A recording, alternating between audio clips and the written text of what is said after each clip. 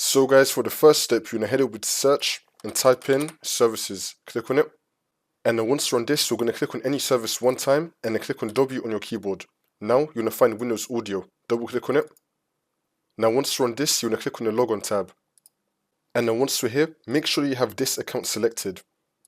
Make sure that you select this account. And now where it says this account, you're going to type in this box right here, local service.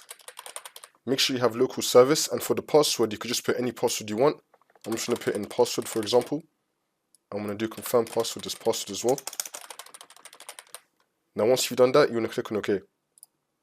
And then click on OK again. And then click on OK again. And then once you've done that, for the next step, you're going to click on Windows Audio one time, and then click on Restart the service. Wait for this to load. And then once that's been done, we're now going to double click on Windows Audio. Make sure that you have the startup type on automatic, and then click on start, which will then make the server status running, and then click on OK. And now for the last step, you just want to restart your computer, and then the problem should be fixed.